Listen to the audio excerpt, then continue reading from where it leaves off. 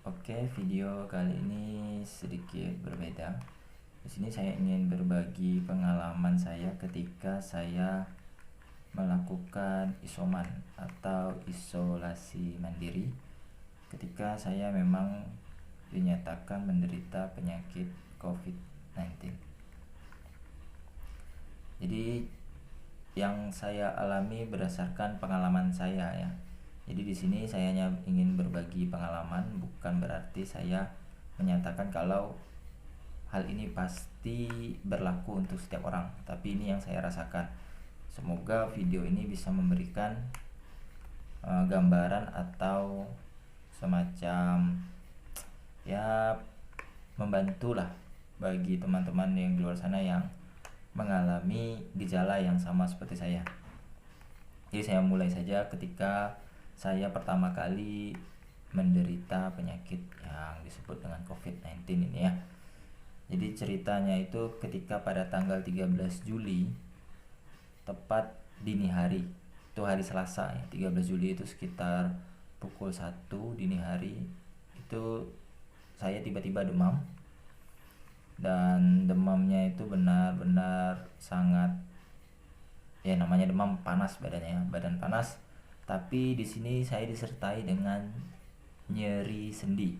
Jadi setiap tulang kita ini kan ada engsel ya, kan? Ada engsel di sini, di tangan, di siku nih engsel, kemudian di kaki juga kan. Di sini kaki, di jari-jari. Semua persendian saya itu terasa sangat nyilu. Disertai dengan panas, demam, kemudian kepala di sini, bagian sini ya, bagian depannya, foreheadnya ini pusing sekali, dan mata itu rasanya apa kata orang tuh mau copot gitu ya. Ini yang saya rasakan ketika hal itu terjadi dini hari, hari Selasa jam 1 atau sekitar jam 2 pagi gitu kan, hari Selasa tanggal 13 Juli. Dan ini benar-benar rasanya itu berbeda dari demam yang pernah saya alami selama ini ya. Jadi kita pernah demam, saya pernah demam sebelum-sebelumnya, dan rasanya itu benar-benar berbeda dibandingkan dengan demam-demam sebelumnya. Jadi ketika itu terjadi, mana kejadiannya ketika dini hari lagi ya. Jadi yang saya bisa lakukan itu hanya minum air putih biasa, dan kemudian pas kebetulan ada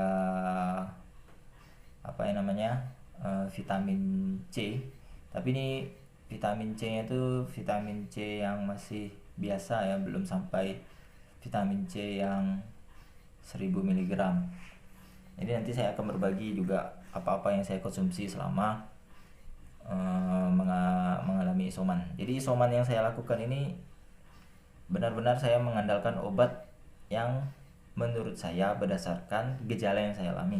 Kalau kalian isoman dari apa ya, dikasih obat dari rumah sakit atau dari puskesmas, itu obatnya banyak sekali ya.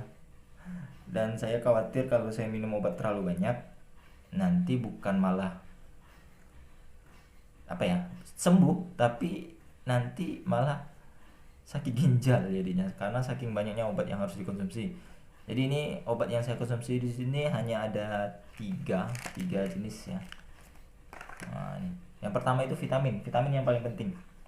Jadi demam dan pusing yang sangat kuat sama nyeri tulang itu saya alami 2 hari, dari hari Selasa dan hari Rabu. 2 hari ini benar-benar terasa sangat panjang dan sangat melelahkan, karena memang kita, yang saya alami itu tidak bisa tidur.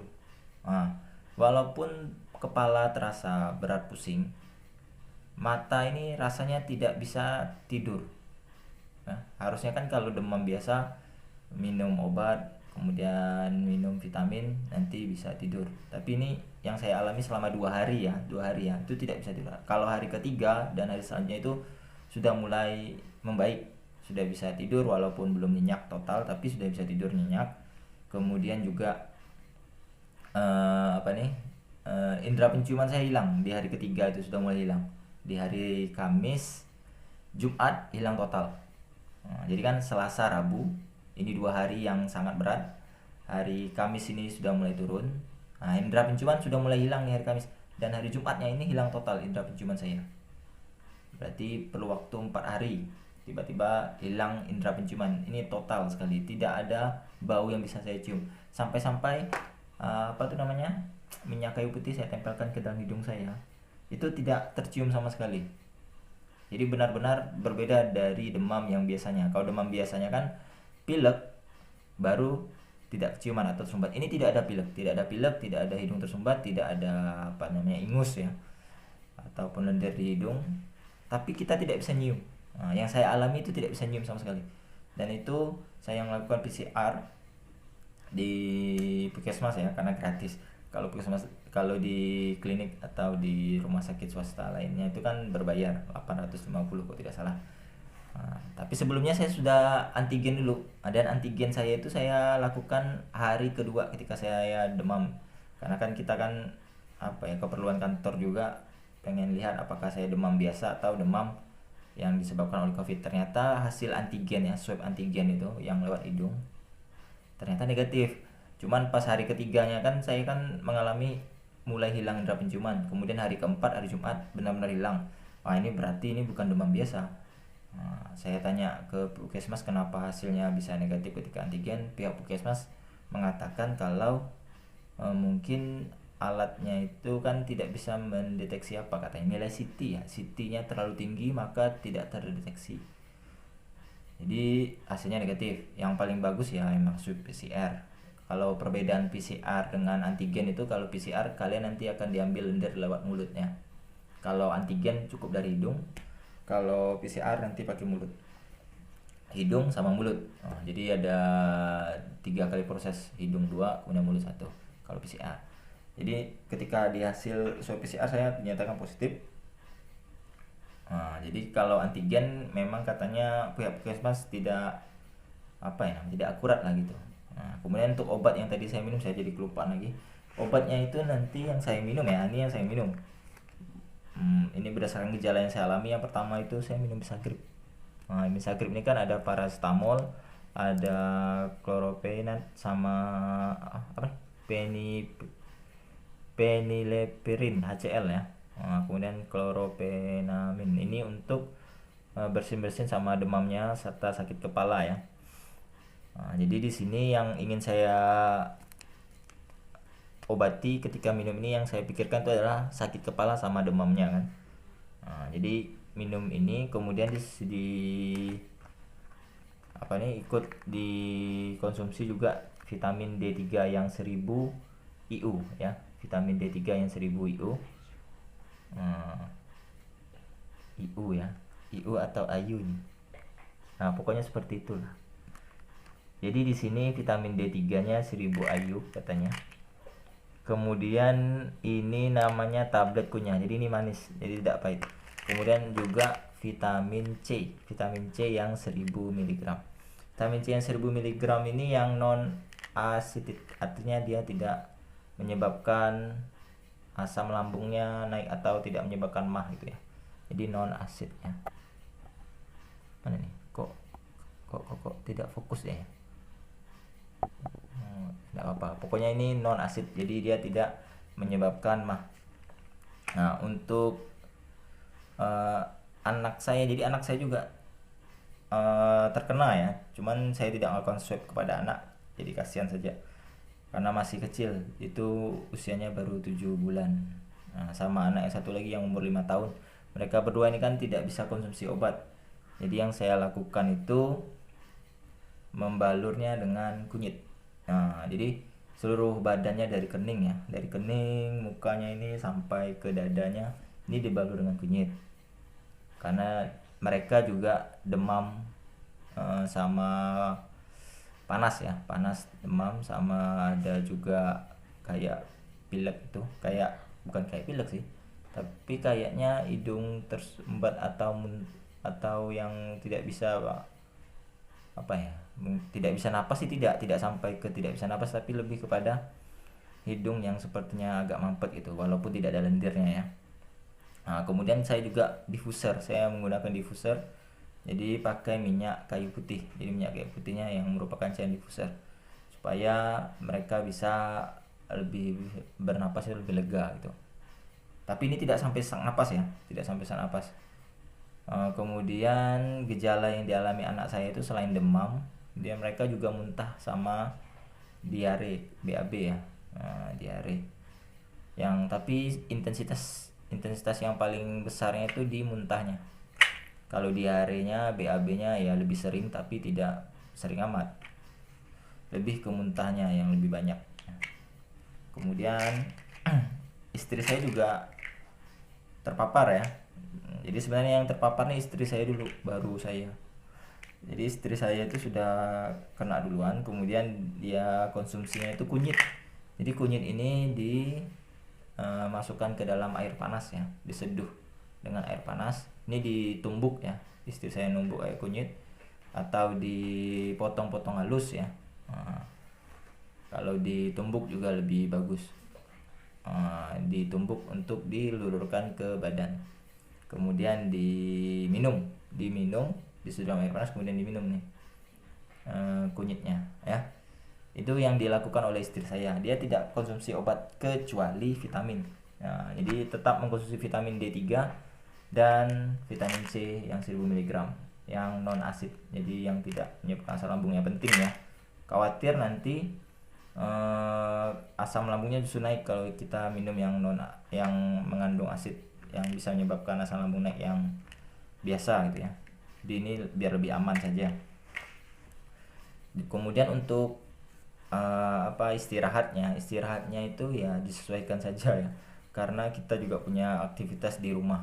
Walaupun isoman ya tetap ada aktivitas di rumah ya, seperti bersih-bersih, mencuci baju ya kan, mencuci piring. Nah, itu yang mencuci juga yang paling berat nih, karena ketika kena air, yang saya rasakan sama istri juga, kalau kena air itu benar-benar menggigil gitu.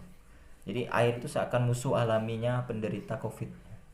Jadi kalau penderita COVID nih, kalau bersentuhan dengan air benar-benar serasa menyiksa gitu. Ya sama, jadi semua demam juga tersiksa gitu kalau kena air kan, karena kan suhu badan agak tinggi, tidak normal. Tapi kalau kalian mengalami gejala yang seperti saya rasa tidak perlu panik ya kan. Tidak perlu panik atau tidak perlu was-was lah, karena penyakit ini juga bisa sembuh kok. Karena yang saya alami sampai detik ini yang udah masuk hari ke-14, alhamdulillah semuanya sudah mulai membaik atau sangat membaik lah. Tinggal indera penciuman saya yang masih belum sensitif, masih ada sedikit-sedikit yang memang tidak tercium gitu ya, tapi sudah bisa cium. Beda dengan ketika hari keempat yang tadi saya cerita. Hari keempat itu benar-benar hilang total, tidak ada bau yang bisa saya cium atau aroma yang bisa saya cium. Jadi seperti itu pengalaman saya ketika mengalami atau menderita COVID dan menjalani isolasi mandiri. Jadi bagi teman-teman yang di luar sana yang juga menderita atau sedang menjalani isolasi mandiri, saya rasa tidak perlu was-was selama tidak sesak napas ya kan. Karena yang paling berbahaya dari penyakit ini kalau sampai menyebabkan sesak napas. Jadi saya juga ada cerita dari bapak mertua saya, kan juga terkena COVID. Beliau itu punya riwayat penyakit stroke ya, kemudian darah tinggi, kolesterol juga, dan ternyata juga emah. Kemudian dia juga pernah tipes juga. Jadi cukup banyak penyakitnya dan alhamdulillah juga bisa sembuh ya. Dan waktu itu beliau juga sempat dilarikan ke rumah sakit karena memang keadaannya cukup drop, tapi tidak sampai sesak napas ya. Cuman drop dalam artiannya itu emahnya itu kambuh. Mengapa dia emahnya kambuh? Karena itu tadi banyak konsumsi obat juga.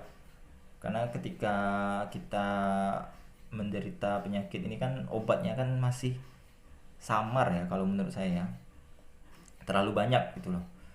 Jadi saya berkesimpulan sebaiknya kita mengobati berdasarkan gejala yang kita alami. Kalau memang gejalanya memang seperti demam biasa sih, saya hanya minum misagrip tadi.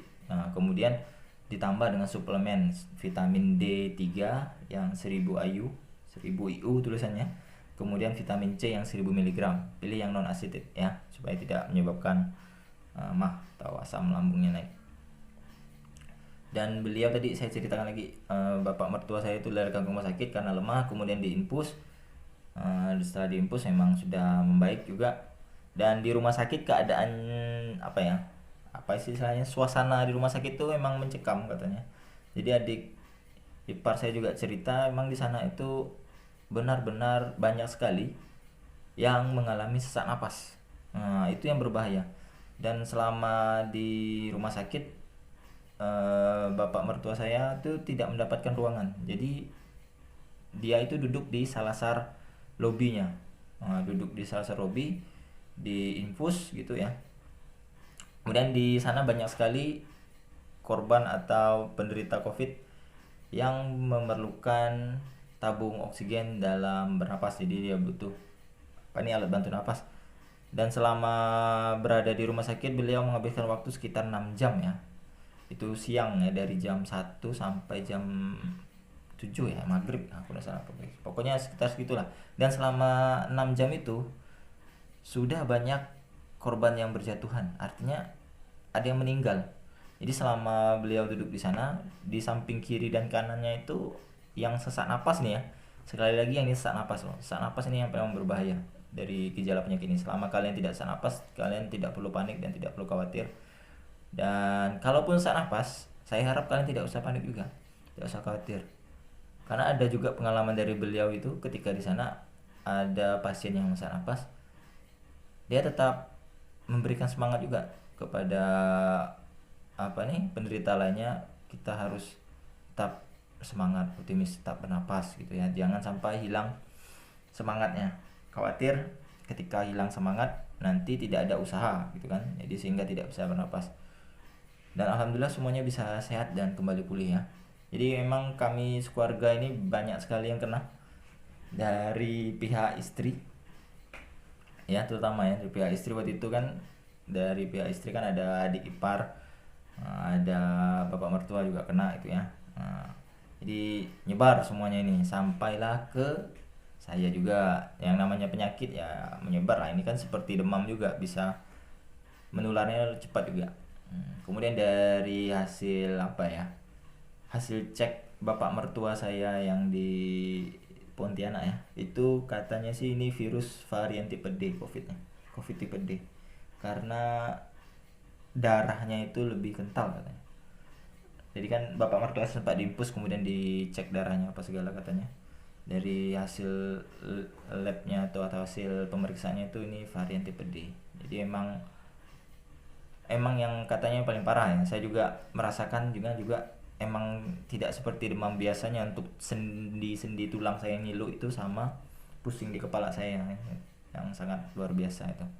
Tapi sekali lagi tidak usah panik, tidak usah takut seperti berita-berita yang ada di media sosial itu kan, ada penderita COVID yang ketakutan sehingga berusaha menularkan ke yang lain. Jangan ya, karena penyakit ini berkaitan sekali dengan yang namanya imunitas atau kekebalan tubuh. Jangan berpikir yang aneh-aneh, karena itu juga bisa menurunkan imunitas kalian. Selama saya sakit pun, walaupun sakit, saya tidak pernah berpikir yang wah ini kayaknya akhir dari hidup nih, wah ini kayaknya game over nih, tamat nih sepertinya kan, gitu kan. Tapi yang saya pikirkan itu bagaimana cara mengatasi atau mengurangi gejalanya, kan? Daripada kita mikirkan akhir hidup kita yang memang pasti berakhir gitu ya, kita siap-siap saja untuk hal itu ya. Tapi kita berusaha supaya bisa sembuh tadi itu. Jadi teman-teman yang merasa penyakit ini sangat menakutkan atau sangat berbahaya, tidak perlu berpikir yang sampai menguras imunitas kalian, sampai menimbulkan kalian depresi atau mengalami kecemasan sehingga menurunkan imunitas kalian ya. Jadi tidak perlu sampai sejauh itu. Saya sudah mengalaminya, dan ini dari pengalaman saya 100% ya. Jadi tidak bisa saya katakan juga pasti sama, tapi ini pengalaman saya yang memang real terjadi pada diri saya. Saya tidak akan menceritakan yang di luar pengalaman saya lah ya. Karena pengalaman ini bisa jadi manfaat juga bagi teman-teman yang masih bingung atau masih merasakan kecemasan di luar sana. Tidak perlu cemas, tidak perlu apa. Selama kalian berusaha untuk tetap semangat dan tetap berpikir positif, saya yakin imunitas kalian atau kekebalan tubuh kalian bisa terjaga dengan baik ya.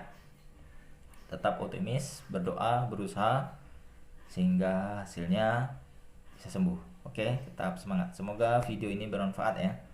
Maaf agak kepanjangan, kalau ada yang ingin ditanyakan silahkan di kolom komentar ya. Oh ya, untuk harganya ini harganya yang saya beli ini 120 ya. Ini vitamin C nya 120.